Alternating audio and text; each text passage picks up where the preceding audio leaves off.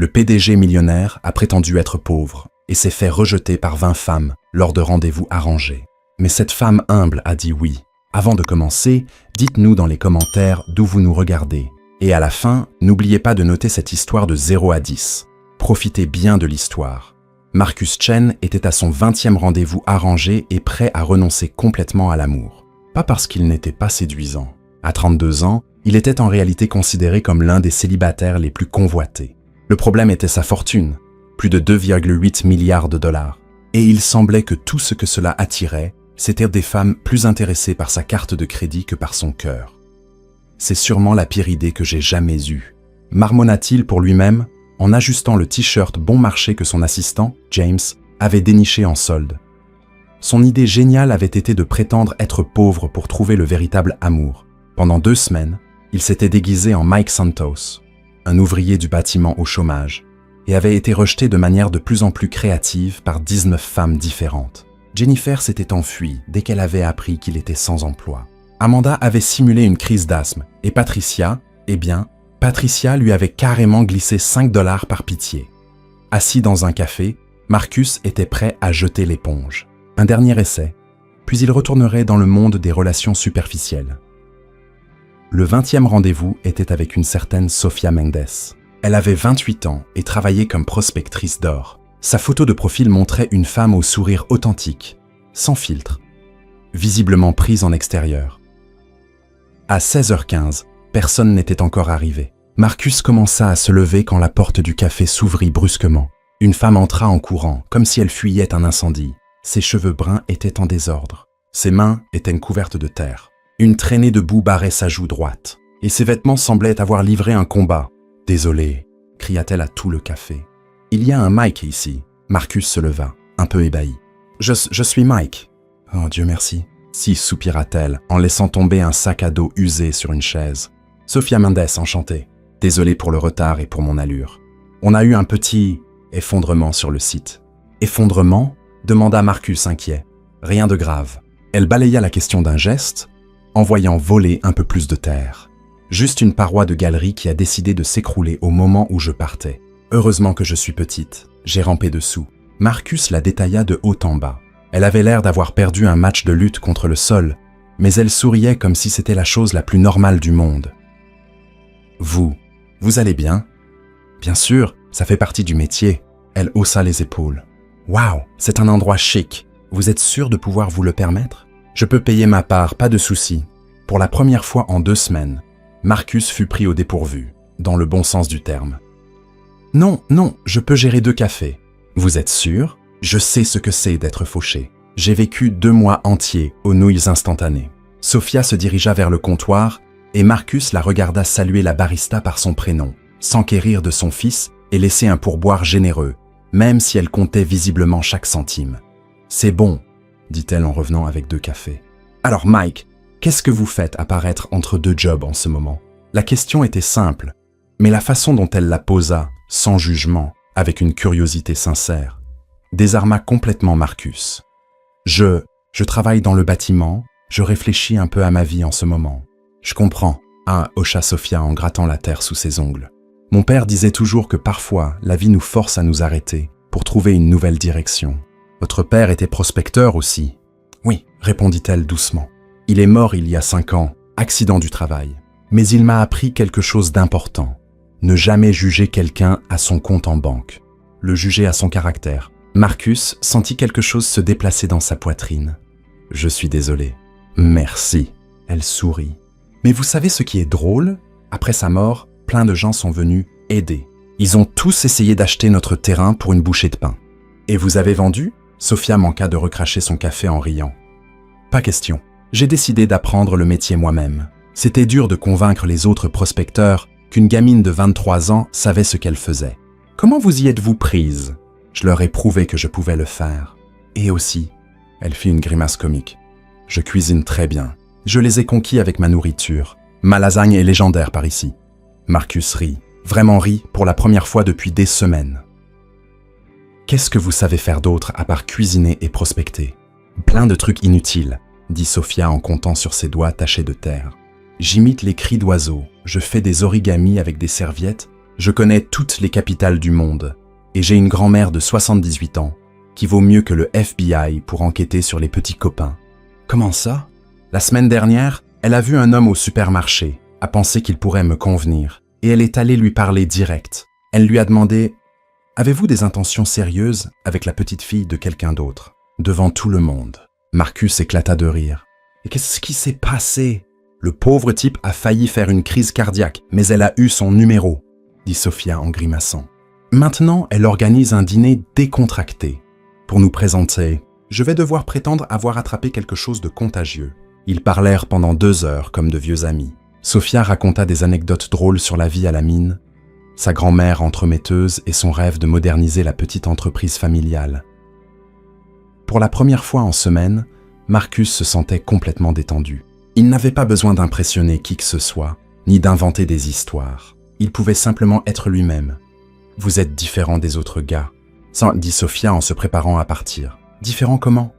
La plupart ne parlent que de ce qu'ils veulent posséder. Voiture, maison, statut. Vous posez des questions sur ce qui compte vraiment. Marcus sourit. Peut-être parce que vous avez des choses intéressantes à dire. Puis-je vous poser une question un peu directe? Allez-y. Ça vous dirait de ressortir ensemble? Peut-être ce week-end. Je pourrais cuisiner pour vous.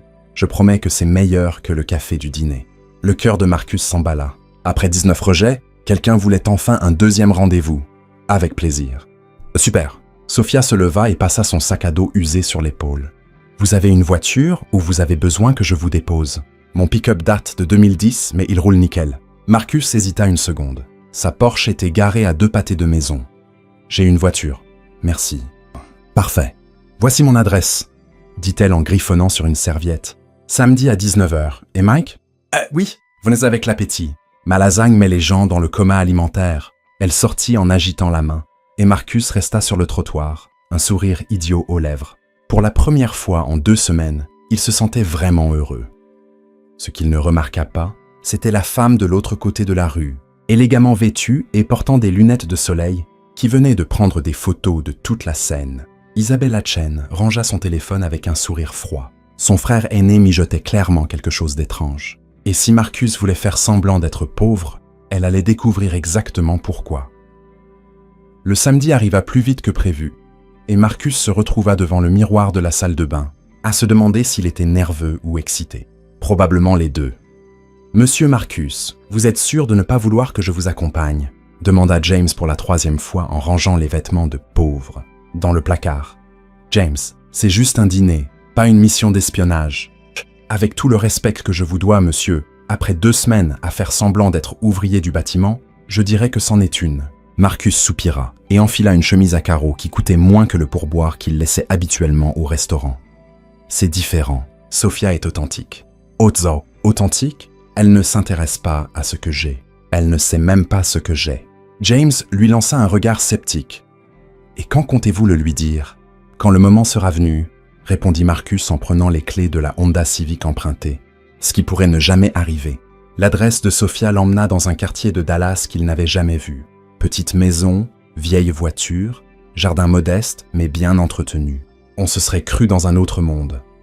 La maison de Sophia était un bungalow bleu clair avec une véranda pleine de plantes. Avant que Marcus ne puisse frapper, elle ouvrit la porte avec un grand sourire. « Mike, pile à l'heure, » dit-elle, vêtue d'une simple robe à fleurs qui la rendait encore plus belle. « Entrez, entrez. J'espère que vous aimez les lasagnes. J'en ai fait assez pour nourrir une petite armée. » L'intérieur de la maison était chaleureux d'une façon que la mansion de Marcus n'avait jamais eue. Les meubles étaient vieux mais bien entretenus. Des photos de famille ornèrent les murs et une odeur merveilleuse s'échappait de la cuisine. « Waouh, quel endroit chaleureux !» en a dit Marcus sincèrement. « Merci, c'est petit mais c'est à moi. Je l'ai hérité de ma grand-mère quand elle a emménagé en résidence. Elle ne pouvait plus gérer les escaliers. » Sophia fit un geste vague. « Maintenant, elle vit dans une maison de plain-pied plus près de la ville. Vous prenez bien soin d'elle. Elle m'a élevé après la mort de mes parents. C'est le moins que je puisse faire. » Marcus se sentit ridicule d'avoir un jour plein ses propres problèmes familiaux. Pendant le dîner, ils parlèrent de tout. Sophia partagea ses projets d'agrandir l'exploitation minière, d'introduire des technologies plus modernes et de créer des emplois pour la communauté. « Vous voulez connaître mon rêve fou ?» demanda-t-elle en lui resservant une portion de lasagne. Je veux ouvrir une école technique ici. Apprendre aux gens à utiliser du matériel moderne, insister sur la sécurité, même les bases de la gestion. Ce n'est pas un rêve fou, dit Marcus. C'est un rêve nécessaire. Vous le pensez vraiment? La plupart des gens disent que c'est une perte de temps, que les gens d'ici ne sont pas faits pour ça. Marcus se mit en colère contre ceux qui avaient dit ça. Ces gens ont tort, complètement tort. Sophia sourit, et Marcus comprit qu'il tombait amoureux, vraiment, pour la première fois de sa vie. Après le dîner, ils sortirent sur la véranda. Le ciel était dégagé et Sophia pointa les étoiles, racontant les histoires que son père lui racontait sur les constellations. Mon père disait « Les étoiles, c'est comme les gens. Certaines brillent plus fort, d'autres sont plus discrètes, mais toutes sont importantes pour faire un ciel complet. » Il avait l'air d'un homme sage. Il était aussi têtu qu'une mule et chantait sous la douche si fort que les voisins entendaient. Elle rit, mais c'était le meilleur homme que j'ai connu. Marcus s'apprêtait à dire quelque chose de romantique quand son téléphone sonna. Il jeta un œil à l'écran. C'était son chauffeur. « Désolé, il faut que je prenne. C'est mon patron. »« Pas de souci, je vais chercher du thé. » Marcus répondit à voix basse. « Carlos, qu'y a-t-il ?»« Monsieur, la réunion de demain a été avancée à ce soir. Les investisseurs japonais ne sont disponibles que maintenant. »« Quelle réunion ?» demanda Marcus, perdu. « Le projet d'expansion en Asie. 50 millions, monsieur. » Marcus regarda par la fenêtre et vit Sophia dans la cuisine, fredonnant en versant le thé. 50 millions lui semblaient soudain bien moins importants. Annulé ou reporté à lundi. « Monsieur, vous m'avez entendu. Je suis occupé. » Quand Sophia revint avec le thé, Marcus rangeait son téléphone. « Tout va bien avec votre patron ? » ?»« Nickel, il se débrouille seul ce soir. » Ils restèrent sur la véranda à parler et rire jusqu'à presque minuit. Quand Marcus dit enfin qu'il devait partir, Sophia le raccompagna jusqu'à la grille. « Merci pour le week-end le plus amusant que j'ai passé depuis longtemps, » dit-elle. « Merci d'être vous. » Ils se regardèrent un instant et Marcus se pencha pour embrasser sa joue. Au dernier moment, Sophia tourna la tête et le baiser atterrit au coin de sa bouche. « Oups !» rit-elle en rougissant. « Oups !» répéta Marcus avec un sourire. Il marchait vers sa voiture quand il entendit Sophia l'appeler. « Mike, attendez !» Marcus se retourna et vit Sophia courir vers lui pieds nus.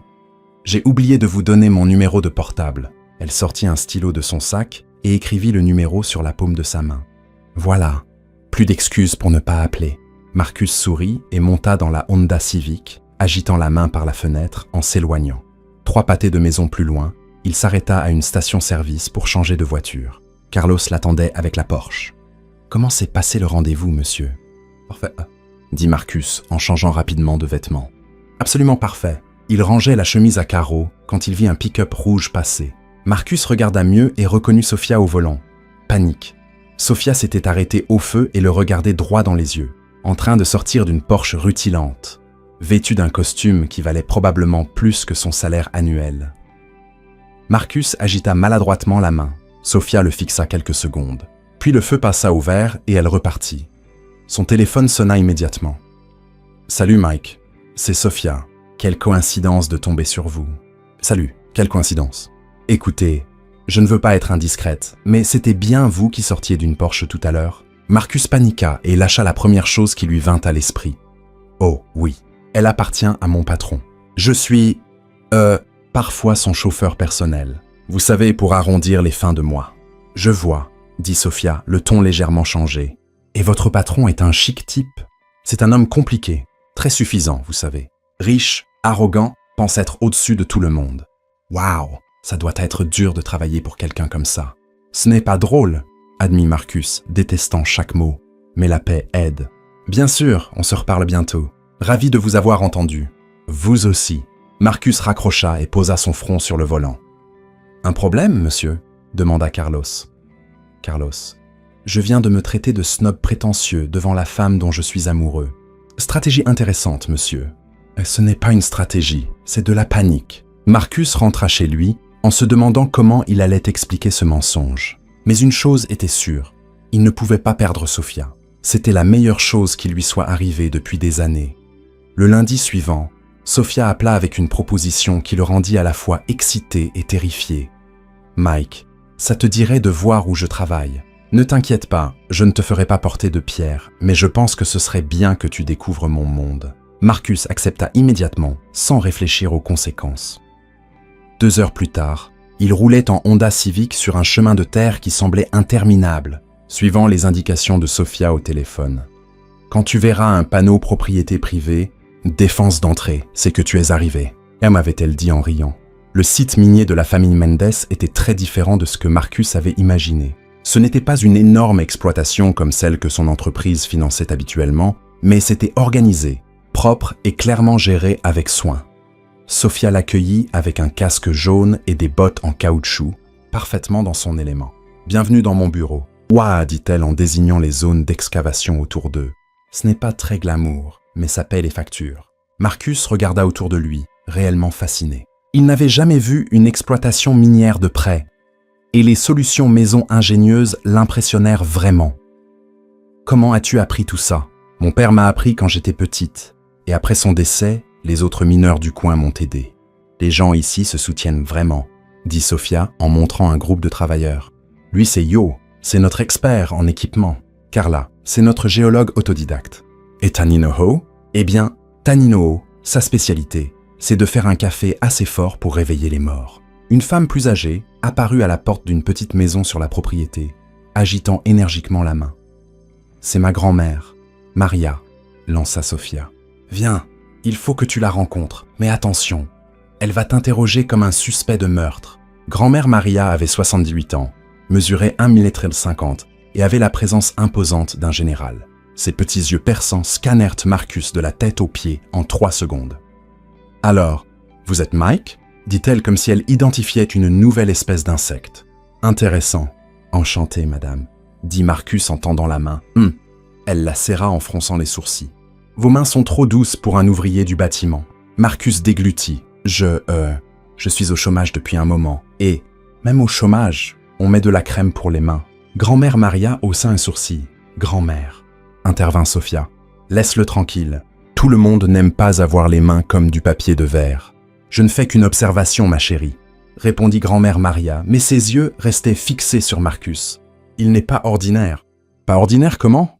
demanda Sofia. « Je suis encore en train de le découvrir. » Sofia emmena Marcus faire le tour complet du site, expliquant chaque étape du processus avec une énergie contagieuse. Marcus essaya d'aider en portant quelques seaux, mais il était évident qu'il n'avait jamais fait de travail physique de sa vie. « Mike, tu tiens ça comme si ça allait exploser. » rit Sofia en le voyant galérer avec un seau d'eau. « Désolé, je ne suis pas habitué. »« Quel genre de travaux dans le bâtiment tu disais faire ?» demanda Yo, surgissant de nulle part. « Administratif. Plus de paperasse que de vrai labeur. »« D'accord. » dit Yo, visiblement pas convaincu. En 21 minutes, Marcus réussit à faire tomber 3 seaux, à trébucher sur un tuyau et à manquer de tomber dans un trou. Sofia trouva ça hilarant. « Tu es officiellement la personne la moins coordonnée que j'ai jamais rencontrée, » dit-elle en l'aidant à se relever après sa 4e chute. « Désolé, je suis un peu rouillé. »« Rouillé, Mike ? On dirait que tu n'as jamais vu de la terre de ta vie. » À l'heure du déjeuner, Sofia l'emmena à une table en bois, sous un arbre où grand-mère Maria avait préparé des sandwichs pour tout le monde. « Assieds-toi là, » dit Sofia en tirant une chaise. « Je veux te montrer quelque chose. » Elle sortit une boîte de vieilles photos de son sac et les manipula avec précaution. « Ce sont des photos de mon père en train de travailler ici. Il a tout commencé de zéro. Tu sais, mes grands-parents étaient vraiment pauvres et il avait juré de donner une vie meilleure à sa famille. » Marcus regarda les photos d'un homme qui aimait clairement ce qu'il faisait, souriant même couvert de terre. Il a l'air d'avoir été vraiment heureux. Il l'était. Même les jours difficiles, il disait qu'il préférait être maître de son avenir, plutôt que de travailler pour quelqu'un qui ne respectait pas sa dignité. Oshidomzi, Sofia montra une photo de son père en train de lui apprendre à utiliser une machine. Il me disait toujours « Sofia, l'argent, on le gagne. Mais le respect, on le gagne par qui on est. » Marcus sentit une boule dans la gorge. Il avait raison. C'est pour ça que je ne vendrai jamais cet endroit. Peu importe le nombre d'offres ou la somme proposée, c'est son héritage. Marcus s'apprêtait à répondre quand une voiture officielle s'arrêta au bord du site minier. Une femme bien habillée en tailleur chic et lunettes noires en descendit, un clipboard à la main. « Excusez-moi », lança-t-elle. « Je suis du service régional des affaires sociales. Je dois faire une inspection de routine. Sophia fronça les sourcils. C'est bizarre. On n'a jamais eu d'inspection. La femme s'approcha et Marcus manqua de s'étouffer avec son sandwich. C'était Isabella, sa sœur. Je suis l'assistante sociale. Maria Dilva, dit Isabella, visiblement nerveuse. Je dois vérifier les conditions de travail et d'autres choses. Sophia se leva, méfiante. Quel genre d'autres choses? Vérifier s'il y a des irrégularités ou des personnes, suspectes travaillant ici. Isabella regarda droit vers Marcus, qui commença à transpirer. « Et vous êtes ?» demanda Sophia à Isabella. « Je suis Maria, je vous l'ai dit, Maria de Santos. »« Maria de Silva Santos ?» répéta Sophia, sceptique. C'est un nom composé, très composé.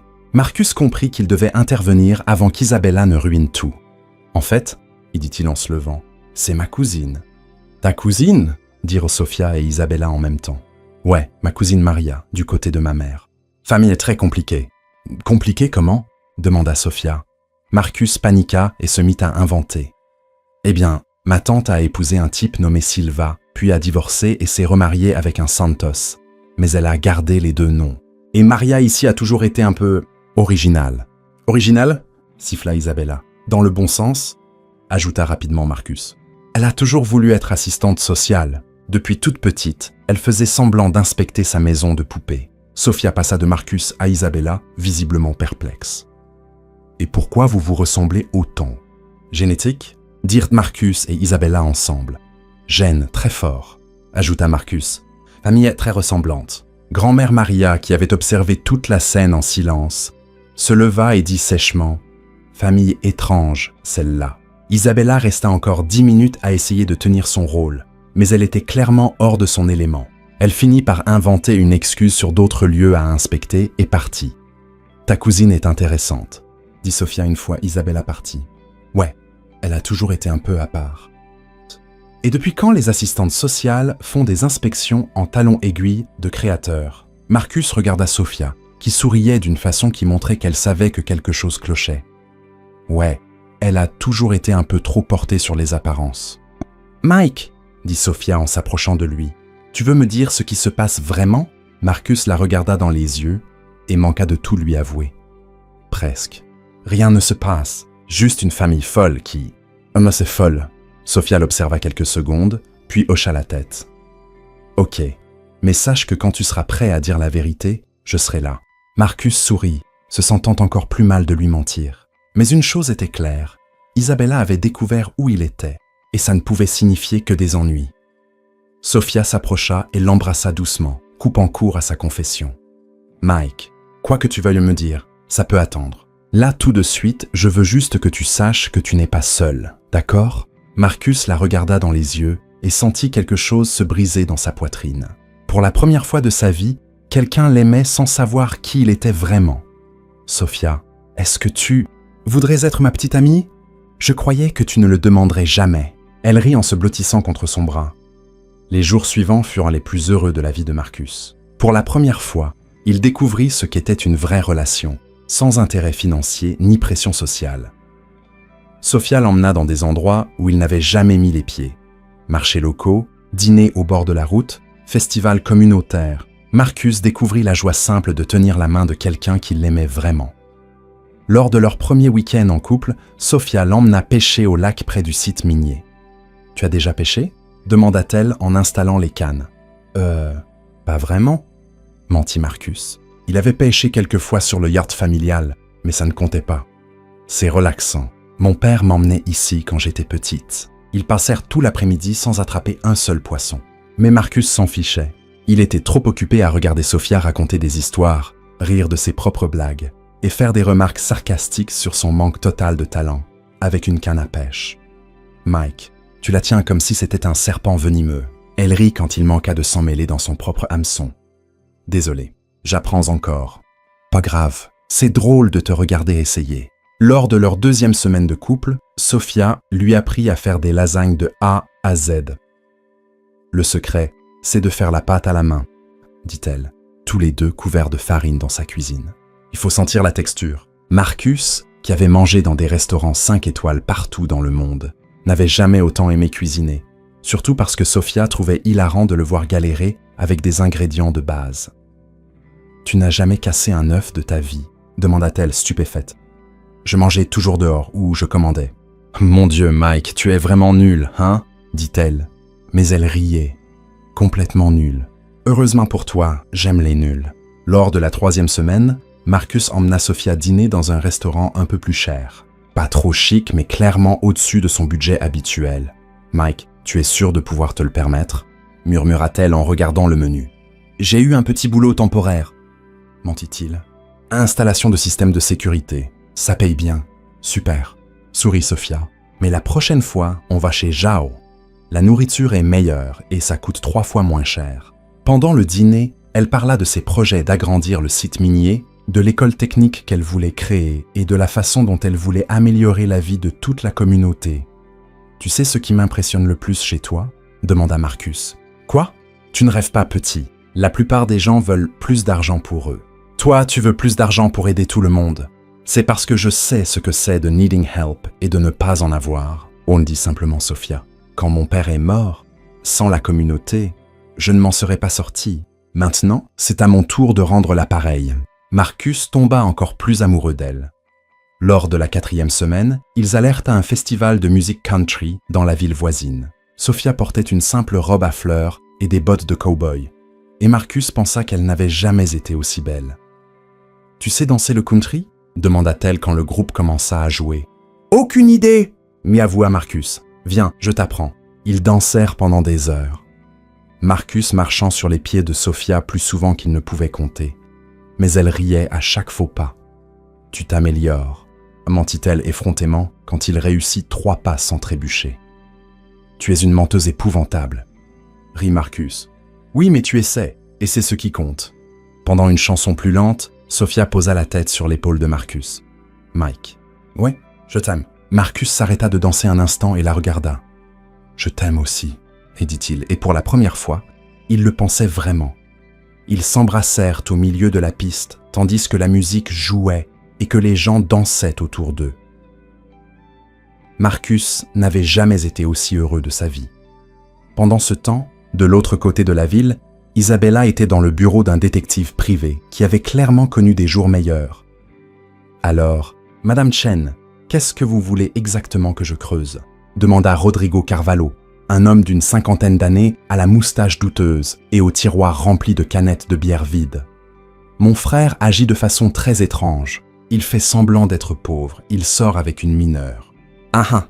Rodrigo nota quelque chose. « Crise de la quarantaine classique. » Ce n'est pas une crise de la quarantaine. Il est PDG de Chen Industries. Il ne peut pas se balader en prétendant être quelqu'un d'autre. Compris. Vous voulez que je le suive ? Je veux que vous découvriez tout sur cette Sophia Mendes. Et je veux des rapports détaillés sur où va mon frère, ce qu'il fait et avec qui il parle. Ça fera 3000 $ par semaine. Le prix m'est égal. Une semaine plus tard, Isabella reçut le premier rapport de Rodrigo. Elle l'ouvrit en s'attendant à des informations utiles et trouva « Rapport confidentiel. Sujet. Marcus Chandler. Notes hebdomadaires. Lundi. Le sujet a acheté du café dans 3 endroits différents. Possible addiction à la caféine. Mardi. Le sujet est resté 20 minutes devant une boutique de vêtements. Possible crise d'identité vestimentaire. Mercredi. Le sujet a parlé à un poteau d'éclairage. Possible schizophrénie. Jeudi. Le sujet vu entrant dans une maison avec une femme. Activité suspecte confirmée. Vendredi. Le sujet a acheté des fleurs. Très suspecte. Les hommes riches n'achètent pas de fleurs. Conclusion. Le sujet a clairement perdu la tête. Isabella appela Rodrigo immédiatement. « C'est quoi ces conneries ? » ?»« Mon enquête professionnelle, madame. Vous avez écrit que mon frère a parlé à un poteau. Je l'ai vu de mes propres yeux. Il s'est arrêté, a parlé au poteau pendant 5 minutes, puis est parti. Il était au téléphone, crétin. » « Oh !» Rodrigo marqua une pause. Ça a plus de sens. Isabella raccrocha, prête à jeter son téléphone contre le mur. Quelques jours plus tard, Sophia était sur le site minier, essayant de comprendre pourquoi elle se sentait bizarre depuis plusieurs jours. D'abord des vertiges légers au travail, puis des nausées matinales qu'elle avait mises sur le compte d'un aliment avarié. Mais quand l'odeur du café, sa boisson préférée, l'a rendue malade, grand-mère Maria posa la question que Sophia évitait. « Sophia, c'était quand tes dernières, tu sais, Sophia se figea et regarda sa grand-mère, le visage blême. « Grand-mère, tu ne penses pas... Je pense que toi et ce Mike avaient passé beaucoup de temps ensemble ces derniers temps. » Sophia fit le calcul dans sa tête. Ils sortaient ensemble depuis 1 mois. « Oh mon Dieu, il faut que tu vérifies, ma chérie. » Cet après-midi-là, Sophia était à la pharmacie, tenant un test de grossesse avec des mains tremblantes. « Ce n'est qu'un test, » murmura-t-elle pour elle-même. Peut être négatif. Au fond d'elle, elle connaissait déjà la réponse. Elle connaissait trop bien son corps pour ne pas reconnaître les signes. En attendant à la caisse, Sophia pensa à Marcus, à Mike. Comment réagirait-il? Ils ne sortaient ensemble qu'1 mois. C'était bien trop tôt pour ce genre de complications.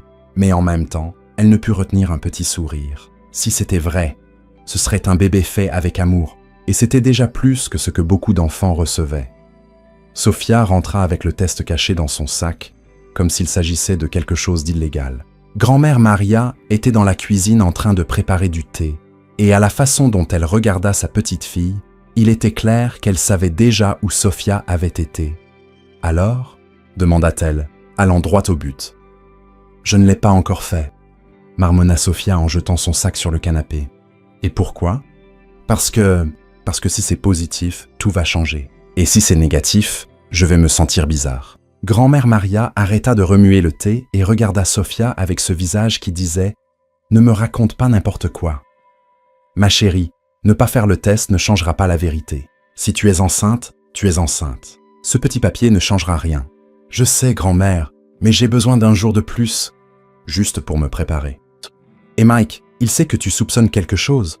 Non, répondit Sophia un peu trop vite. Je veux être sûre avant de dire quoi que ce soit. Tu imagines la panique si je lui disais et que c'était une fausse alerte? Grand-mère Maria hocha la tête. Mais le regard dans ses yeux disait qu'elle pensait que Sophia avait simplement peur. De l'autre côté de la ville, Marcus vivait sa propre crise au bureau. Pendant 4 semaines, il avait vécu un mensonge. Et chaque jour, il était plus dur de tenir le rôle. « James, il faut que je lui dise la vérité », dit-il pour la 10e fois de la semaine. « Monsieur Marcus, avec tout le respect que je vous dois, vous dites ça depuis 2 semaines et vous ne l'avez toujours pas fait. » C'est juste, c'est compliqué. Plus j'attends, pire c'est. Comment je suis censé expliquer que j'ai menti sur qui je suis pendant 2 mois? Peut-être commencer par « Sophia, il y a quelque chose d'important que je dois te dire. » Marcus grimaça. « Ce n'est pas si simple. »« Puis-je vous poser une question, monsieur? Avez-vous peur de la perdre? »« J'ai la trouille. » avoua Marcus. « C'est la première personne qui m'aime pour qui je suis, pas pour ce que j'ai. Et si elle découvrait que je suis milliardaire et pensait que tout n'était qu'un mensonge? » Ne l'était-ce pas? Marcus resta silencieux un moment. Peut-être au début, mais maintenant, je ne peux pas imaginer ma vie sans elle. Le téléphone sonna, coupant la conversation. C'était Sophia. « Mike, tu es libre pour dîner ce soir? Je pensais cuisiner quelque chose de spécial. »« Bien sûr. À quelle heure? » 19h. « Et Mike, je t'aime. »« Je t'aime aussi. » Marcus raccrocha, souriant, mais l'estomac noué. Ce soir serait le soir où il lui dirait tout. Sophia passa tout l'après-midi à cuisiner, comme si elle préparait un dernier repas. Elle fit le plat préféré de Marcus, un dessert, acheta même du vin, mais ne le servit pas car l'odeur seule lui donnait la nausée. À 19h pile, Marcus arriva avec des fleurs et ce sourire qui faisait toujours fondre son cœur. « Waouh, ça sent incroyablement bon », dit-il en l'embrassant. « Qu'est-ce qu'on célèbre? Rien de spécial. Je voulais juste faire quelque chose de particulier pour toi. » Ah, mentit Sophia. En vérité, elle voulait une soirée parfaite, avant de peut-être tout bouleverser. Pendant le dîner, les deux étaient visiblement nerveux. Marcus cherchait le courage de se confesser, tandis que Sophia luttait contre des vagues de nausées qui allaient et venaient. « Sophia, il y a quelque chose que je dois te dire, » finit par dire Marcus. « Moi aussi j'ai quelque chose à te dire, » répondit-elle en même temps. Ils rirent nerveusement. « Vas-y d'abord, » dit Marcus. « Non, toi. Le tien a l'air plus grave. » Marcus inspira profondément. « Sophia, tu te souviens quand on s'est rencontrés et que je t'ai dit que j'étais... »« Mike, ça va ?» l'interrompit Sophia en remarquant qu'il transpirait. « Je vais bien. »« Pourquoi? Tu as l'air un peu pâle. » Sophia se leva pour aller chercher de l'eau, et soudain, la pièce se mit à tourner. La dernière chose qu'elle vit fut le visage terrifié de Marcus avant que tout devienne noir. « Sophia !» hurla Marcus en se laissant tomber au sol pour la rattraper. « Sophia, réveille-toi! S'il te plaît, réveille-toi !» D'une main tremblante, Il attrapa son téléphone et appela les urgences. « Allô, j'ai besoin d'une ambulance. Ma petite amie s'est évanouie et ne se réveille pas. » 10 minutes, qui semblèrent 10 heures plus tard, l'ambulance arriva. Marcus monta avec elle, tenant sa main tout le trajet. « Est-ce qu'elle va bien ?» demanda-t-il aux ambulanciers toutes les 30 secondes. « Monsieur, restez calme. On arrive à l'hôpital et on verra ce qui se passe. » À l'hôpital, Marcus arpentait la salle d'attente comme un lion en cage. Quand le médecin sortit enfin, il bondit pratiquement sur lui. « Comment va-t-elle ? Que s'est-il passé ? Elle va bien ? » « Calmez-vous, monsieur. » Le médecin regarda son dossier. « Monsieur Santos. »« Oui, comment va Sophia ? » ?»« Elle va bien. C'était juste un évanouissement causé par... » « Eh bien, félicitations. Vous allez être parent. » Marcus resta figé en silence pendant 10 bonnes secondes. « Comment ça, parent ? » « Votre petite amie est enceinte d'environ 6 semaines. Les évanouissements sont courants, surtout si elle n'a pas bien mangé ou est stressée. »« Enceinte, » répéta Marcus comme s'il entendait un mot nouveau pour la première fois. « Je peux la voir ? » ?»« Bien sûr, chambre 304. Elle est réveillée et vous attend. » Marcus monta les escaliers en courant, le cœur battant si fort qu'il crut qu'il allait s'évanouir à son tour. Quand il entra dans la chambre, Sophia était assise dans le lit, pâle, mais avec un sourire nerveux. « Salut », dit-elle doucement. « Salut ?» répondit-il en s'approchant lentement. « Comment tu te sens ? » « Enceinte, apparemment, » dit-elle avec un rire tremblant. Surprise, Marcus s'assit au bord du lit et prit sa main. « Sophia, je... »« Tu es fâchée ?» demanda-t-elle rapidement. « Parce que je comprendrais si tu l'étais. On ne sort ensemble qu'1 mois et... »« Fâché ?» l'interrompit Marcus. « Sophia, je suis heureux, terrifié, mais heureux. Vraiment ? Vraiment, je t'aime, et maintenant je vais aimer notre bébé aussi. » Sophia se mit à pleurer, et Marcus la serra dans ses bras, le cœur battant d'un mélange d'amour et de peur. « Mike, j'avais tellement peur de te le dire. »« Bah, tu n'as jamais à avoir peur de me dire quoi que ce soit, » dit Marcus en lui caressant doucement les cheveux. Jamais. Ce aurait dû être le moment où il lui disait la vérité. Mais en regardant Sophia, enceinte et vulnérable dans ses bras, Marcus ne put pas. Pas maintenant. De l'autre côté de la ville, Isabella était dans le bureau de Rodrigo, recevant enfin des informations utiles. « J'ai trouvé quelque chose d'intéressant sur votre frère », dit Rodrigo en étalant des photos. « Il sort définitivement avec la croqueuse de diamants, et plus encore, j'ai découvert qu'il utilise de faux documents. » « Comment ça ? Le nom Mike Santos n'existe pas. C'est une identité complètement inventée. » Isabella esquissa un sourire froid. « Continuez, il y a plus. J'ai eu accès à ses relevés bancaires. Ces 2 derniers mois, il a dépensé moins de 2000 $. Pour quelqu'un qui lâche ça en une soirée, c'est très suspect. Donc, il fait vraiment semblant d'être pauvre. » Exactement. Et vu la façon dont elle le regarde sur ses photos, la croqueuse n'a aucune idée de qui il est vraiment. Isabella se leva, satisfaite. « Merci, Rodrigo. Vous avez fait votre part. » Le lendemain matin, Isabella attendait dans le bureau de Marcus quand il entra, encore vêtu des vêtements froissés de l'hôpital. « Isabella, qu'est-ce que tu fais là ? » « J'attends que mon grand frère m'explique pourquoi il fait semblant d'être quelqu'un d'autre. » Marcus se figea. « Je ne sais pas de quoi tu parles. »« Mike Santos. Sérieusement, Marcus, c'est le meilleur faux nom que tu aies trouvé. Isabella, ne me mens pas. Je sais tout. Le déguisement, la croqueuse, toute la comédie. » Marcus s'effondra dans un fauteuil. « Comment tu as su ? » « Ça n'a pas d'importance. Ce qui compte, c'est que tu arrêtes ces conneries tout de suite. »« Je ne vais pas arrêter. »« Si. Parce que si tu ne le fais pas, je lui dirai qui tu es vraiment. »« Tu ne ferais pas ça. » Isabella lui lança un sourire glacial. « Essaye pour voir. Tu as 48 heures pour rompre avec elle et revenir à la réalité. Sinon, je lui dis tout. »« Isabella, tu ne comprends pas. Je l'aime. Tu aimes l'idée que tu t'en fais. Mais elle est amoureuse d'un homme qui n'existe pas. »« Ce n'est pas vrai, si ? Alors dis-lui qui tu es vraiment. Appelle-la maintenant et dis que tu es milliardaire. Voyons combien de temps dure cet amour vrai. » Marcus resta silencieux, car au fond de lui, il savait qu'Isabella avait raison. Sophia était tombée amoureuse de Mike Santos, pas de Marcus Chen. « Tu as 48 heures, Marcus. Choisis l'entreprise familiale ou un fantasme qui finira tôt ou tard. » Isabella sortit, laissant Marcus seul face à la décision la plus dure de sa vie. Et maintenant, il y avait un bébé en jeu. Isabella ne perdit pas de temps. En moins de 24 heures, elle mit en marche le plan le plus cruel qu'elle ait jamais conçu. En utilisant des contacts dans les médias et des experts en retouche numérique, elle créa de fausses preuves qui semblaient totalement réelles. Des photos de Marcus à des événements mondains furent retouchés pour montrer une blonde élégante à ses côtés. De faux documents légaux montrant des fiançailles officielles entre Marcus Chen et Victoria Hamilton, la fille d'un magnate du pétrole, même des articles de potins inventés sur le mariage de l'année prévue dans 6 mois. Tout parfaitement retouché, totalement crédible, totalement faux. Le mercredi matin, Lucie, l'assistante d'Isabella, se présenta sur le site minier habillée en journaliste, avec un appareil photo et un dossier rempli de preuves. « Sofia Mendes », dit-elle en s'approchant. « Je suis Julia Rodriguez du magazine Social Dallas. Je dois vous parler de Marcus Chen. » Sofia, qui rangeait du matériel, sembla perplexe. « Je ne connais pas de Marcus Chen. »« Bien sûr que si, » dit Lucie avec un sourire froid. « Vous le connaissez sous le nom de Mike Santos. » Le sang de Sofia se glaça. « J'ai des informations que vous voudrez peut-être connaître sur l'homme avec qui vous sortez. » Isabella ouvrit le dossier et montra les photos retouchées. Marcus en smoking hors de prix serrant dans ses bras une femme magnifique lors d'événements mondains. Voici votre petit ami Marcus Chen, PDG de Chen Industries. Fortune estimée à 2,8 milliards de dollars. Sofia prit les photos d'une main tremblante. Ça ne peut pas être réel. Et il y a plus, dit Lucie en montrant les faux documents. Il est fiancé depuis 2 ans. Le mariage est prévu pour décembre. Vous mentez, dit Sofia, mais sa voix manquait de conviction. Pourquoi je mentirais? Regardez les photos. C'est bien lui, non? Sofia regarda de nouveau. C'était Marcus, sans aucun doute. Mais pas le Marcus qu'elle connaissait. C'était un homme d'un monde complètement différent, menant une vie complètement différente. Il m'a dit qu'il était ouvrier du bâtiment au chômage.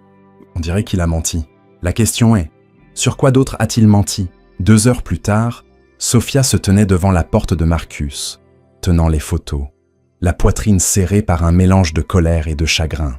Quand il ouvrit la porte, souriant comme toujours quand il la voyait, elle explosa. « Qui est Victoria Hamilton ?» Le sourire de Marcus s'évanouit instantanément. « Sofia, je peux expliquer. »« Expliquer ?» hurla-t-elle en lui jetant les photos au visage. « Tu veux expliquer pourquoi tu es fiancé à une autre femme depuis 2 ans ?» Marcus regarda les photos, perdu. « Sofia, ce n'est pas quoi? Pas toi? Parce que c'est clairement toi sur ces photos. »« Si, mais tu m'as menti. » Sofia pleurait maintenant, la douleur et la colère débordant. « Tu as inventé toute ta vie. Ouvrier du bâtiment au chômage, Mike Santos. Tout n'était que mensonge. »« Sofia, s'il te plaît, laisse-moi expliquer. Ces photos ne sont pas... » « Et je suis enceinte, » m'écria-t-elle. « Je suis enceinte d'un homme qui n'existe même pas. » Marcus essaya de s'approcher. « Sofia, s'il te plaît, écoute. »« Non !» Elle recula. « Ne me touche pas. Tu es fiancée à quelqu'un d'autre. Tu m'as caché toute une vie. Je ne suis pas fiancée. Ces photos sont fausses. »« Fausses !» Sofia rit amèrement. « Bien sûr que tu dirais ça. Qu'est-ce qui est faux d'autre? Tes sentiments pour moi aussi ?»« Jamais !» Marcus cria à son tour. « Mes sentiments sont la seule chose vraie dans tout ce bordel. Comment je suis censé croire quoi que ce soit de ce que tu dis? Tu as menti sur tout. » Sofia se dirigea vers son pick-up. Marcus la suivit. « Sofia, s'il te plaît, laisse-moi expliquer. Ces photos ont été truquées. Je n'ai jamais... »« Assez, Marcus. » Elle s'arrêta et le regarda, les larmes aux yeux. « Ou Mike, ou quel que soit ton vrai nom. Je ne peux plus supporter de mensonges. Mon nom est Marcus et je suis le même homme que tu aimes. » Tu crois ça? Sofia eut un rire triste. Parce que l'homme que j'aime n'a jamais existé. Tout n'était qu'une invention de ta part. Elle monta dans le pick-up et Marcus frappa à la vitre. « Sofia, s'il te plaît, pense à notre bébé. » Sofia baissa la vitre d'à peine quelques centimètres. Notre bébé grandira en connaissant la vérité, contrairement à sa mère, qui a été assez naïve pour croire aux contes de fées. Elle démarra, laissant Marcus planté seul au milieu de la rue. Le cœur brisé, Isabella avait tout observé de loin, un sourire satisfait aux lèvres. Quand Marcus rentra, elle l'attendait dans le salon. « On dirait que tu n'auras pas besoin des 48 heures complètes, » dit-elle calmement. « C'est toi qui as fait ça. » Hurla Marcus. « T'as fabriqué ces fausses photos. J'ai juste accéléré l'inévitable. Elle aurait fini par le découvrir. Isabella, tu as détruit la seule bonne chose que j'avais dans ma vie. J'ai sauvé notre entreprise de la honte d'avoir un PDG marié à une croqueuse de diamants sans éducation. » Marcus regarda sa sœur avec une haine si intense qu'elle recula. « Sais-tu ce que tu viens de faire ?» dit-il d'une voix dangereusement calme. « Tu viens de perdre ton frère. Marcus, ne sois pas théâtral. Je démissionne de l'entreprise, de l'héritage, de tout. Et je passerai le reste de ma vie à essayer de reconquérir la femme que j'aime. Tu ne peux pas faire ça. Si je peux, et je vais le faire. Marcus monta à l'étage, laissant Isabella seule, commençant lentement à réaliser que sa soi-disant victoire avait peut-être coûté bien plus qu'elle ne l'avait imaginé. Marcus ne dormit pas pendant 3 jours. Après avoir officiellement démissionné de Chen Industries, plongeant Isabella dans une panique totale, il fit ses valises et se rendit directement dans la communauté minière où vivait Sophia. Mais à son arrivée, il était clair qu'il n'était pas le bienvenu. « T'es le salaud qui a menti à notre Sophia », dit Yo, posté devant l'entrée, bras croisés. « Yo, il faut que je lui parle. Il faut que j'explique. » « Expliquer quoi ? Que t'es un riche menteur qui s'est joué de son cœur. » Marcus regarda autour de lui et vit que d'autres travailleurs avaient rejoint Yo. Tous le fusillaient du regard avec hostilité. « S'il vous plaît, juste 5 minutes. »« Tu n'es pas le bienvenu ici, » dit Carla la géologue. « Sophia a pleuré pendant 2 jours à cause de toi. Elle vous a tout raconté. Elle a dit que l'homme qu'elle aimait n'existait même pas, que tout n'était que mensonge, qu'elle était enceinte d'un fantôme. » Marcus eut l'impression qu'on lui plantait un couteau dans la poitrine. Où est-ce qu'elle travaille ? Même enceinte et le cœur brisé, elle bosse. Contrairement à certains fils à papa pourri gâtés, elle a des responsabilités. Marcus parvint à contourner le groupe et trouva Sophia dans une zone plus reculée du site, en train de faire fonctionner une machine de tamisage de sédiments. Même de loin, il voyait qu'elle avait maigri, qu'elle était pâle, mais qu'elle travaillait avec la même détermination que d'habitude. Elle portait son enfant et bossait encore dur sous le soleil brûlant.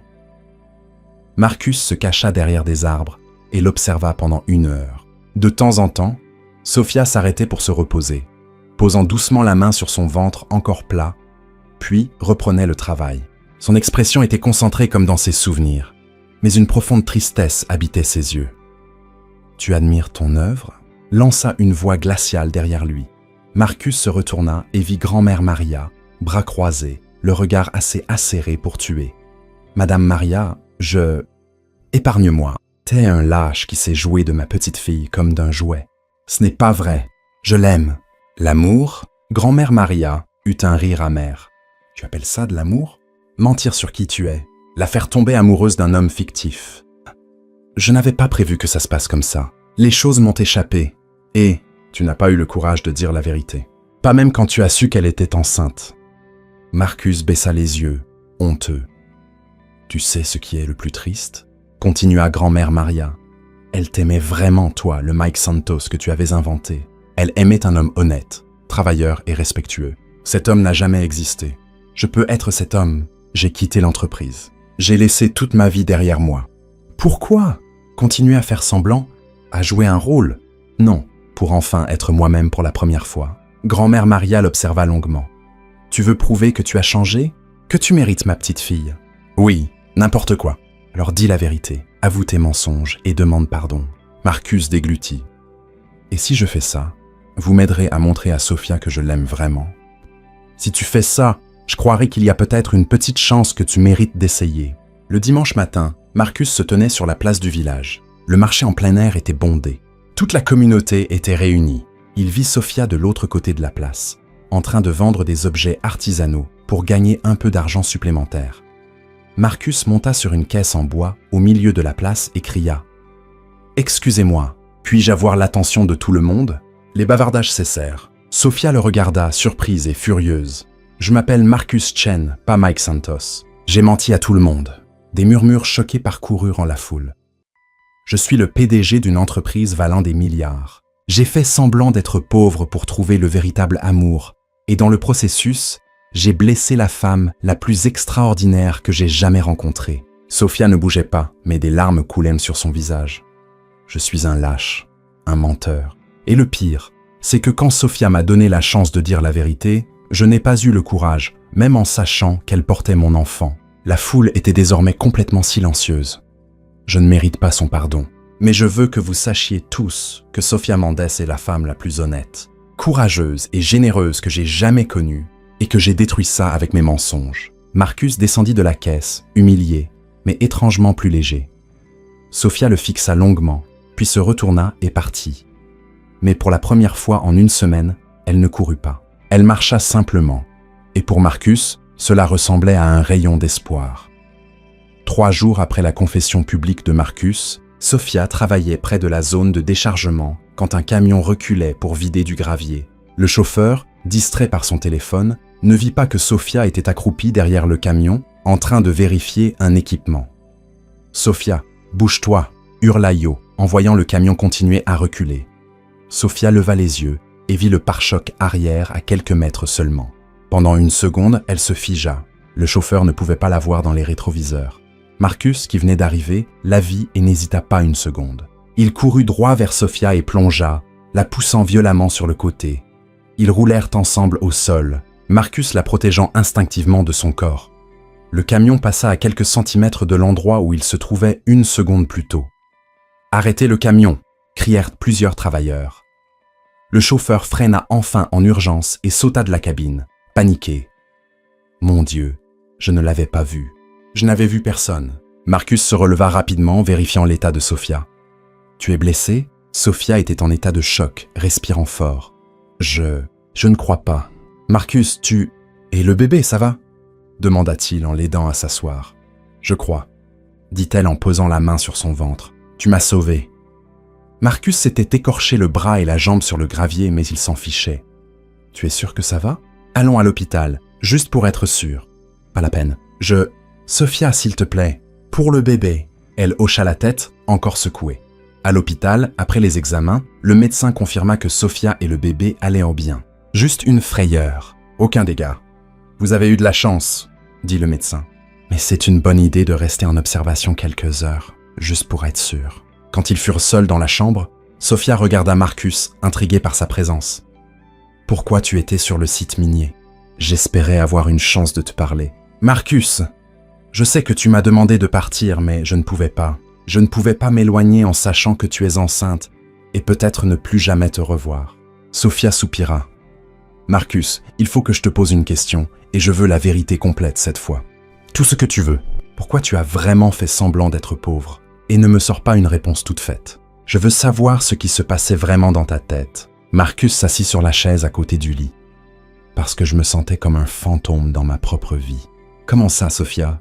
As-tu déjà pensé à ce que c'est de ne jamais savoir si les gens t'aiment vraiment ? Depuis que je suis gosse, je n'ai vu que de l'intérêt dans les yeux des gens quand ils apprenaient mon nom de famille. Des amis qui m'utilisaient pour impressionner leurs parents. Des petites amies qui changeaient complètement quand elles voyaient ma maison. Et tu as pensé que ce serait pareil avec moi ?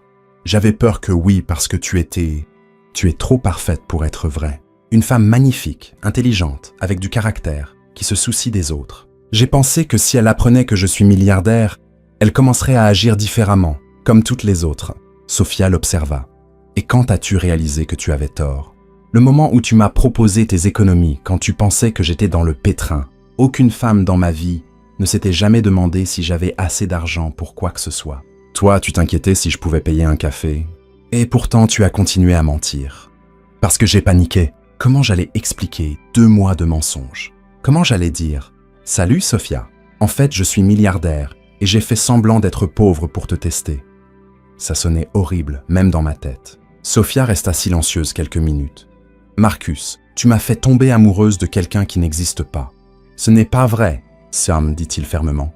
L'homme qui a dansé avec toi, qui a essayé d'aider sur le site et qui était une catastrophe, qui riait à tes histoires, qui t'aime plus que sa propre vie. Cet homme existe. C'est moi. Mais tu as menti sur tout le reste. J'ai menti sur l'argent et sur mon nom. Je n'ai pas menti sur mes sentiments. Chaque « je t'aime » était vrai. Chaque moment heureux avec toi était vrai. » Sofia le regarda, les yeux pleins de larmes. « Comment je vais te faire confiance à nouveau ? Comment je saurai que tu ne mens pas sur d'autres choses ? Parce que dorénavant, tu sauras tout de moi. Comptes en banque, propriété, famille, passé, tout. Plus de secrets. Et si je décide que je ne veux pas réessayer ?» Marcus sentit sa poitrine se serrer. « Alors, je respecterai ça. Mais Sofia, notre enfant mérite un père présent. Même si tu ne veux pas de moi comme mari, laisse-moi être un papa. » Sofia posa la tête sur l'oreiller, épuisée émotionnellement.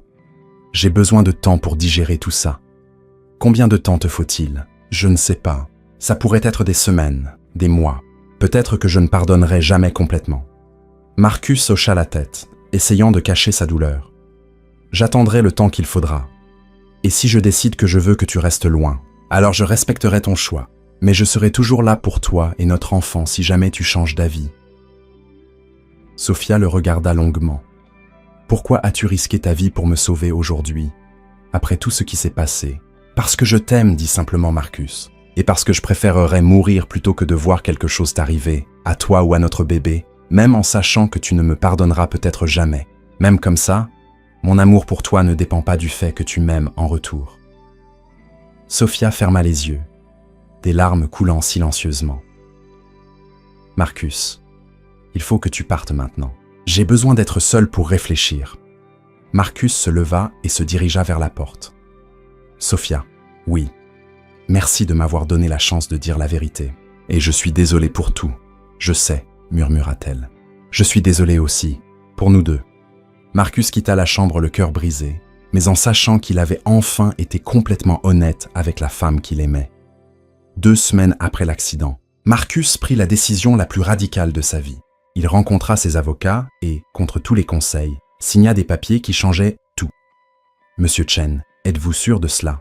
demanda le docteur Harrison, son avocat depuis 15 ans. « Une fois signé, il n'y aura pas de retour en arrière. »« Absolument sûr, » répondit Marcus en paraphant la dernière page. « Je veux que 81% de ma fortune aille à un fonds pour les communautés défavorisées, en mettant l'accent sur l'éducation technique et le développement rural, et les 20% restants dans un compte séparé pour l'éducation de mon fils. Sophia le gérera jusqu'à ses 18 ans, et votre sœur, elle n'acceptera pas ça calmement. Marcus, Isabella a déjà montré de quoi elle est capable. Je suis prêt à en assumer les conséquences. La nouvelle fit l'effet d'une bombe dans les médias, d'affaires de Dallas sans héritier. Milliardaire renonce à sa fortune. Marcus, Chen donne des milliards à des œuvres caritatives. Le PDG abandonne l'empire familial. Isabella vit la nouvelle dans le bureau de Chen Industries et explosa de colère. « Il a complètement perdu la tête !» hurla-t-elle aux avocats de l'entreprise. « Il faut l'arrêter avant qu'il ne détruise tout ce que notre famille a bâti. » « Madame Chen, techniquement, il a le droit légal de le faire. Il n'est pas mentalement apte. » l'interrompit Isabella. « Déposer une plainte contestant sa santé mentale. Personne de sain d'esprit ne donne des milliards à une mineure. » Le docteur Peterson, l'avocat principal de l'entreprise, hésita. « Isabella, c'est risqué. Si on perd, on ne perdra pas. Rassembler des preuves, comportement erratique, mensonge, prétendre être quelqu'un d'autre pendant des mois. N'importe quel juge verra qu'il n'était pas en état de prendre des décisions financières. » Sophia apprit la nouvelle à la télévision. Elle était dans la cuisine de grand-mère Maria en train de boire du thé quand les infos locales parlèrent de Marcus. Dans une décision surprenante, l'homme d'affaires Marcus Chen a annoncé aujourd'hui qu'il donnait la majeure partie de sa fortune à des projets sociaux axés sur l'éducation et le développement rural. Le reportage montra Marcus sortant du cabinet d'avocat. Sophia manqua de lâcher sa tasse. « Grand-mère, tu vois ça ?» Grand-mère Maria s'approcha de la télé. « Ce garçon est vraiment devenu fou amoureux de toi. » Chen a déclaré que le fonds servira principalement à construire des écoles techniques dans les communautés pauvres. Exactement le genre de projet que son ex-petite amie Sophia Mendes rêvait de développer. Sophia sentit sa poitrine se serrer. Marcus donnait littéralement sa fortune pour réaliser ses rêves à elle. Des sources proches de la famille révèlent que la sœur de Chen, Isabella, conteste la décision en justice, invoquant une inaptitude mentale. « Il va tout perdre », murmura Sophia. « Non », dit sagement grand-mère Maria. « Il a déjà perdu ce qui comptait le plus pour lui. Maintenant, il essaie de faire quelque chose de valable. » Dans les jours qui suivirent, l'affaire judiciaire devint un cirque médiatique. Isabella présenta des preuves du comportement erratique de Marcus. Mensonges sur son identité, abandon de l'entreprise, décisions financières irrationnelles. Marcus ne contesta rien. Il se présenta au tribunal en vêtements simples, sans avocat coûteux, se défendant lui-même. « Votre honneur, » dit-il au juge. « Je sais que mes actions peuvent sembler irrationnelles à ceux qui valorisent l'argent avant tout. Mais pour la première fois de ma vie, je prends des décisions basées sur ce qui est juste, pas sur ce qui est rentable. »« Monsieur Chen, » y demanda le juge, « êtes-vous conscient que vous renoncez à des milliards de dollars ?»« Oui, et je le referai. L'argent ne m'a jamais rendu heureux. J'espère qu'il pourra apporter dignité et opportunité à ceux qui le méritent vraiment. » Sophia regardait tout à la télé en pleurant. Grand-mère Maria s'assit à côté d'elle, observant sa petite fille. « Il fait ça pour toi, tu sais, » dit doucement l'aîné. « Il se détruit pour moi, » répondit Sophia. « Non, il se reconstruit. Il devient l'homme que tu as vu en lui dès le début. »« Mais grand-mère, et si je ne peux pas lui pardonner? Et s'il est trop tard ?» Grand-mère Maria se tourna vers Sophia avec ce regard sage que seuls les anciens ont. « Ma petite, en 78 ans, j'ai appris une chose. L'amour vrai est rare, plus rare que l'or, plus précieux que les diamants. Ce garçon donne littéralement tout ce qu'il a pour te prouver qu'il t'aime. Mais il m'a menti. Oui, il a menti et il en paie le prix. Mais regarde-le maintenant. » Grand-mère Maria pointa la télé. Il risque tout. Il défie sa propre famille. Il s'humilie en public. Ce n'est pas le comportement d'un menteur. C'est celui d'un homme amoureux qui essaie de réparer ses erreurs. Sophia toucha son ventre où grandissait le bébé. Et s'il fait du mal à notre bébé comme il m'en a fait? Ma petite, tout le monde fait des erreurs. La question est, en a-t-il tiré des leçons? Parce que d'après ce que je vois, cet homme n'est plus celui qui t'a menti. Il a changé. Sophia regarda la télévision où Marcus quittait le tribunal sous une pluie de flashs et de questions agressives. Il avait l'air fatigué mais déterminé. « Qu'est-ce que tu penses que je devrais faire, grand-mère ? Je pense que tu devrais aller lui parler, pas pour pardonner tout de suite, mais pour voir de tes propres yeux qui il est devenu. Ce bébé mérite de connaître son père, et toi, tu mérites une réponse honnête sur si tu l'aimes encore. » Sophia soupira, sachant que sa grand-mère avait raison. « Et s'il est trop tard ? S'il abandonne ?» Grand-mère Maria sourit. « Ma chérie, as-tu vu cet homme à la télé ? Il n'abandonnera pas même s'il vit 100 ans. La question n'est pas s'il t'aime encore. La question est si toi tu l'aimes encore. » Sophia ferma les yeux, sentant le bébé bouger en elle. Au fond d'elle, elle connaissait déjà la réponse. La question était si elle avait le courage de l'admettre. Sophia se rendit 3 fois chez Marcus, avant d'avoir enfin le courage de sonner. Elle était enceinte de 4 mois, et son ventre commençait à se voir sous la robe simple qu'elle portait. Marcus ouvrit la porte et resta un instant silencieux, comme s'il n'arrivait pas à croire qu'elle était là. « Sophia », dit-il doucement, comme s'il avait peur qu'elle disparaisse. « Salut Marcus. Je peux entrer ? Il faut qu'on parle. »« Bien sûr, » dit-il en reculant vite, nerveux. « Tu veux de l'eau, du thé, quelque chose à manger ? » « Je vais bien. » Sophia entra et regarda autour d'elle. La mansion qui l'intimidait autrefois semblait maintenant juste une maison vide et froide. « J'ai suivi le procès à la télé. »« Oh !» Marcus fit une grimace. « Ça a dû être gênant à regarder. En fait, c'était courageux. » Sophia s'assit sur le canapé du salon. « Tu as tout abandonné. »« Pas tout. Il me reste assez pour vivre confortablement. Et j'ai mis de l'argent de côté pour notre fils. Marcus, tu n'étais pas obligé de faire ça. Pas à cause de moi. Je ne l'ai pas fait pour toi. » Il s'assit dans le fauteuil en face d'elle, gardant une distance respectueuse. « Je l'ai fait pour moi. Pour la première fois de ma vie, j'ai utilisé mon argent pour quelque chose qui compte vraiment. » Sophia l'observa. Il avait l'air différent, plus mince, avec des cernes sous les yeux. Mais il y avait quelque chose dans son regard qu'elle n'avait jamais vu avant. Peut-être de la paix. « Comment vas-tu » demanda-t-elle. « Mieux que je ne le pensais. C'est étrange, mais je me sens libre sans le poids de l'entreprise, des attentes, de l'argent. Pour la première fois, je peux simplement être moi. » « Et qui es-tu sans tout ça ?» Marcus sourit tristement. « Je suis encore en train de le découvrir, mais j'espère être quelqu'un qui mérite d'être le père de notre bébé. » Sophia toucha son ventre sans y penser. « Marcus, je ne suis pas venu pour qu'on se remette ensemble. Je sais, je suis encore blessé. J'ai encore peur de refaire confiance. Je comprends. Mais... » Sophia hésita. « Mais notre fils mérite de connaître son père. Et toi, tu mérites une chance d'être un père. » Le cœur de Marcus s'emballa. Qu'est-ce que ça veut dire ? Ça veut dire qu'on peut essayer d'être amis pour le bébé. Voir comment ça se passe. Amis. Me répéta Marcus comme pour tester le mot. C'est tout ce que je peux offrir pour l'instant. Alors j'accepte, dit-il immédiatement. J'accepte tout ce que tu me donnes. Ils parlèrent pendant 2 heures. Marcus partagea ses plans pour le fonds caritatif, comment il voulait s'impliquer dans la grossesse, ses peurs d'être papa. Sophia parla de la grossesse, de la réaction de la communauté à son don, de ses propres peurs.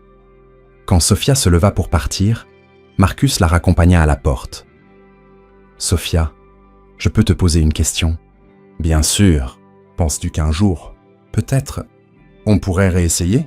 Sophia le regarda longuement. « Je ne sais pas, Marcus. Honnêtement, je ne sais pas. Ça va. »« Ami, c'est un début. »« Oui, » convint-elle. Dans les jours qui suivirent, Sophia ne pouvait s'empêcher de penser à une chose qui la tracassait. Même si Marcus avait menti sur qui il était, quelque chose dans ses photos de la soi-disant fiancée ne collait pas. Elle connaissait assez Marcus pour savoir qu'il n'aurait pas caché des fiançailles de 2 ans. Plus elle y pensait, plus elle se méfiait d'Isabella. Le jeudi, Sofia prit une décision impulsive. Elle se rendit au siège de Chen Industries, déterminée à confronter Isabella et à exiger des réponses. « Je veux parler à Isabella Chen », dit-elle à la réceptionniste. « Vous avez rendez-vous ?»« Non, mais c'est au sujet de Marcus Chen, c'est urgent. » La réceptionniste hésita, puis dit « 30e étage, dernière porte à droite. » Sofia prit l'ascenseur, le cœur battant. En arrivant à l'étage, elle entendit des voix venant du bureau d'Isabella. La porte était entr'ouverte. « Vous êtes sûre d'avoir détruit toutes les preuves ?» La voix d'Isabella. « Oui, Madame Chen. Tous les emails ont été supprimés, les reçus jetés, » répondit une voix masculine. Sofia se cacha près de la porte pour écouter. « Et les photos originales ?» demanda Isabella. « Elles sont toutes ici, dans ce dossier, sans retouche, comme vous l'avez demandé. Si quelqu'un compare avec celles montrées à la prospectrice, la différence sautera aux yeux. » « Parfait. On va tout brûler. Il ne doit rester aucune preuve qu'on a fabriqué ces images. » Sofia sentit un frisson lui parcourir l'échine. Il parlait de preuves de mensonge. « Et le détective ?» demanda l'homme. « Rodrigo a déjà été payé pour se taire. Et la femme qu'on a engagée pour jouer Victoria Hamilton sur les photos aussi. Vous pensez que Marcus pourrait découvrir quelque chose? Pas si on détruit tout aujourd'hui. Pas de preuves. C'est sa parole contre la mienne. » Sofia entendit des pas s'approcher de la porte. Elle se cacha rapidement derrière une colonne dans le couloir. Isabella sortit avec un homme en costume portant un dossier marron. Ils se dirigèrent vers les ascenseurs en parlant à voix basse.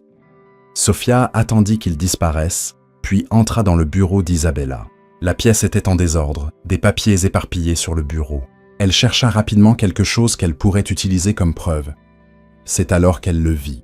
Sur le bureau, un second dossier marron identique à celui qu'Isabella avait emporté. À l'intérieur, des photos. Marcus seul lors d'événements mondains, aucune femme à ses côtés. Au bord des photos, Sofia pouvait voir les marques où d'autres personnes avaient été ajoutées numériquement. Il y avait aussi des reçus de paiement pour un retoucheur graphique, des emails imprimés entre Isabella et quelqu'un nommé Victoria H, avec pour objet faux, et même un contrat avec un détective nommé Rodrigo pour des services d'enquête et de création de preuves falsifiées. « Mon Dieu !» murmura Sofia en feuilletant les documents. Elle a tout fabriqué. Sofia prit tout le dossier et quitta rapidement le bureau. Dans l'ascenseur, ses mains tremblaient, tenant la preuve des mensonges d'Isabella. 1 heure plus tard, Sofia était chez Marcus, étalant les documents sur la table du salon. « Elle a tout fabriqué !»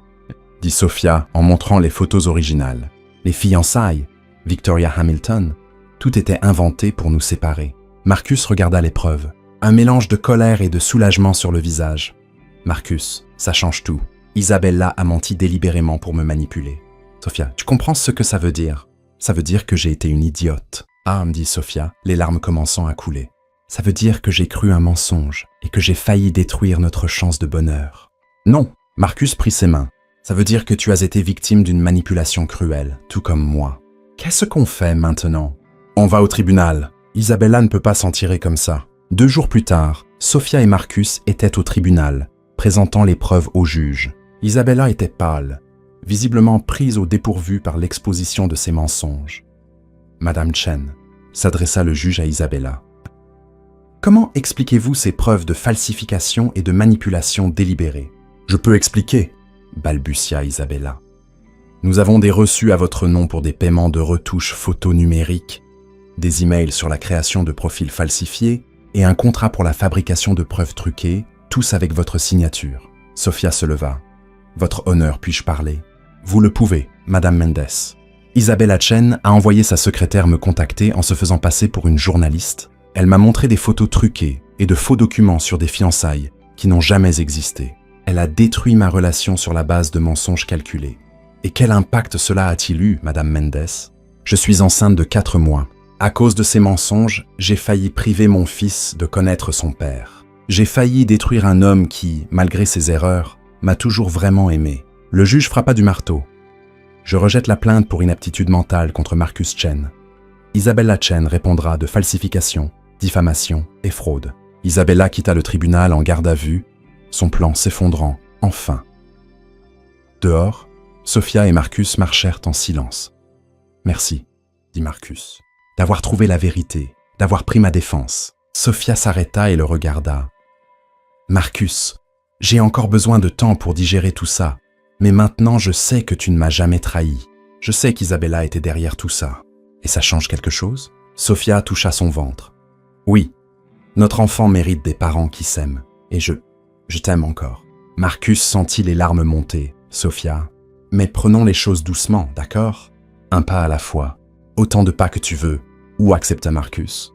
J'ai toute ma vie pour te prouver que je mérite ta confiance. Sophia sourit. Alors commençons par un café. Sans mensonge cette fois. Sans mensonge, promit Marcus. Plus jamais. 3 mois après le procès, Sophia était enceinte de 8 mois quand Marcus fit la demande qui allait tout changer pour toujours. Ils étaient sur le porche de Sophia à regarder le coucher du soleil. Marcus était devenu une partie de sa routine. Il l'emmenait aux rendez-vous médicaux, aidait à la prospection quand elle le permettait et regagnait lentement sa confiance. « Sophia, » dit Marcus en se tournant vers elle, « il faut que je te dise quelque chose. »« Quoi ?» demanda-t-elle en touchant doucement son ventre. « Ces derniers mois ont été les meilleurs de ma vie, pas à cause de l'argent que j'ai donné ou des changements que j'ai faits, mais parce que j'ai appris ce qui compte vraiment. Marcus, laisse-moi finir. » Il s'agenouilla devant elle, sortant une bague simple de sa poche. « Sophia Mendes, veux-tu m'épouser? Pas Marcus Chen, le milliardaire. Moi, l'homme qui t'aime plus que sa propre vie. » Sophia regarda la bague, un solitaire modeste, joli sans être clinquant, puis ses yeux, pleins d'espoir et de peur. « Marcus, tu es sûr? Après tout ça, je suis sûr de vouloir passer le reste de ma vie à te prouver que je te mérite. Je veux que notre enfant grandisse dans une famille bâtie sur l'amour vrai. »« Oui, » dit Sophia, les larmes coulant. « Oui, je veux t'épouser. » Marcus glissa la bague à son doigt d'une main tremblante et l'embrassa comme si c'était la première fois. « Mais j'ai des conditions, » dit Sophia en se séparant. « Tout ce que tu veux. Honnêteté totale pour toujours. Pas de mensonges, pas de secrets. Je promets. Une vie simple. Pas d'ostentation. Je promets. Et notre enfant apprendra la valeur des choses simples. Je promets tout. » Marcus l'embrassa de nouveau. « Je t'aime, Sophia. » Le vrai Marcus t'aime. Le mariage eut lieu 2 semaines plus tard. Une cérémonie touchante à l'église communautaire. Sophia, enceinte de 9 mois, portait une robe simple qui mettait en valeur sa beauté naturelle. Marcus se tenait à l'autel, nerveux mais rayonnant. « Sophia, acceptez-vous de prendre Marcus Chen pour époux, de l'aimer et de le respecter dans la maladie et la santé, dans la richesse et la pauvreté ?» demanda le pasteur. « Oui, je le veux, » dit Sophia, les yeux brillants.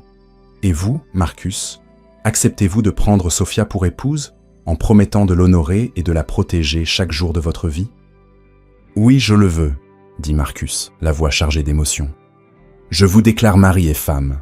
Vous pouvez embrasser la mariée. » Le baiser fut long et passionné, scellant non seulement leur mariage, mais le triomphe de l'amour vrai, sur tous les mensonges et manipulations.